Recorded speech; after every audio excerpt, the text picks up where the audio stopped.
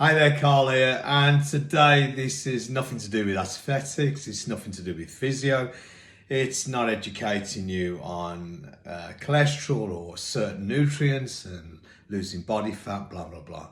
I'm going back to my roots, bodybuilding.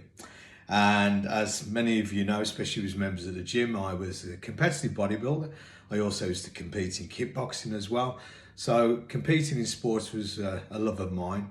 So this is about bodybuilding and mostly about competition prep.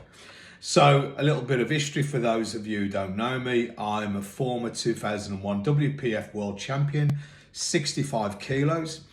Welsh Open Champion, 65 kilos. Fantastic shows they was, run by a good buddy of mine, Keith Williams. Missed them shows, mate. And also English EPF champion, and also a Southern England champion as well. That one was at 70 kilos. So I wasn't one of these big professional bodybuilders. I knew my genetics. I knew I was never going to be a professional. And I just enjoyed competing as an amateur.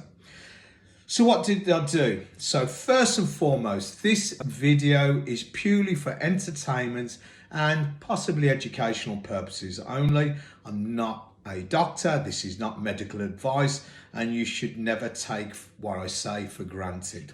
Seek medical advice if you ever want to do anything that I mentioned, possibly in this video and others. So let's get the nitty-gritty out of the way. So competition prep, I'd start my diet, competition prep, 18 weeks out from the Worlds. 16 weeks would be the qualifier, so 16 weeks I give myself to get into shape for the qualifier and then to get absolutely dialed in for the World Champs, 18 weeks. Now let's get that part that you bodybuilders and people into bodybuilding, thinking of competing, want to compete, are competing. Gear, steroids, the naughty, ooh. Now, I was never a big taker or took large dosages of anabolic steroids.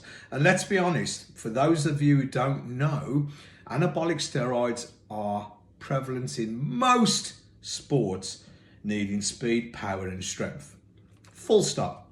So anyway, for those of you who know, I used to have per week, this is for the prep, 300 milligrams of test, 200 milligrams of primo, 100 milligrams of trenbolone, 600 milligrams total, split into two doses, 300 milligrams Monday, 300 milligrams Thursday.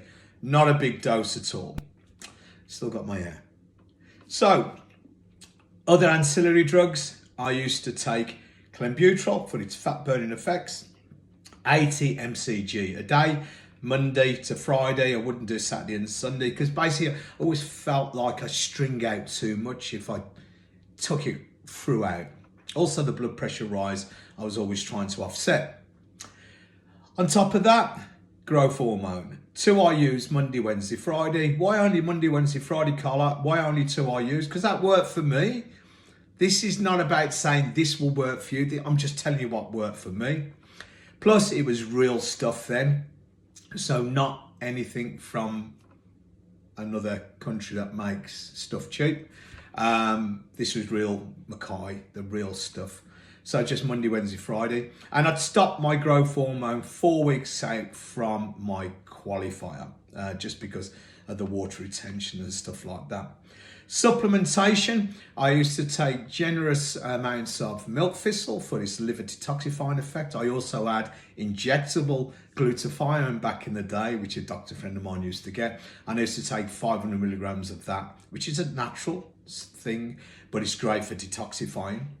Vitamin C, vitamin D, vitamin E, B complex. I took a full spectrum of vitamins and minerals. The only other ancillary drug that I would possibly take about 4 weeks out was a little bit of tamoxifen, Nolvadex, just to offset any aromatization, if any, from the test. But I didn't really seem to get that. But I just took it because it just added a bit of polish to my physique. So that's the gear. Training, I would train hard as I can for the first exercise for each body part, but never to failure. Let's be honest, The muscle was built in the off season. I'm not going to build muscle in a phase of caloric deficit, even though I'm taking a bit of gear, but I'm not going to build muscle. And the goal is to basically save your muscle.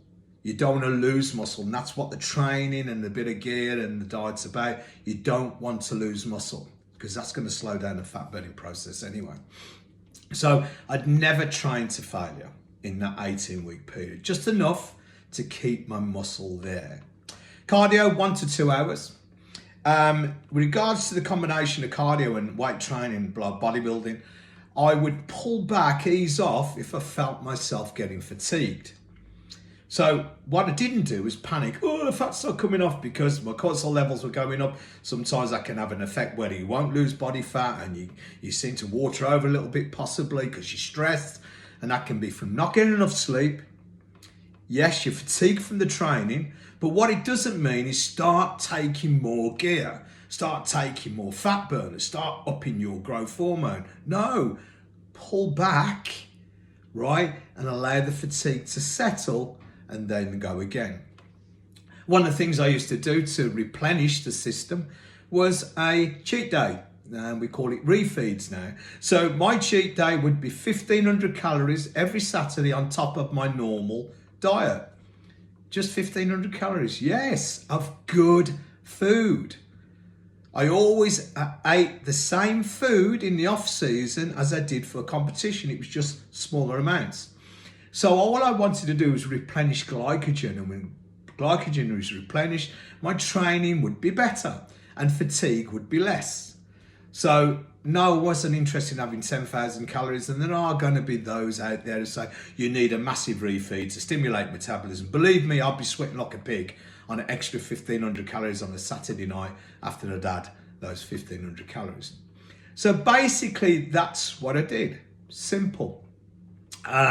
If that's totally different to what you do, that's your thing that works for you. But I was a great believer in just doing enough to get the best to achieve the physique I did. I hope this has helped, and I'll see you soon. Take care. Any questions, please message. If you've got any ideas of other kind of topics you want to cover, please let me know.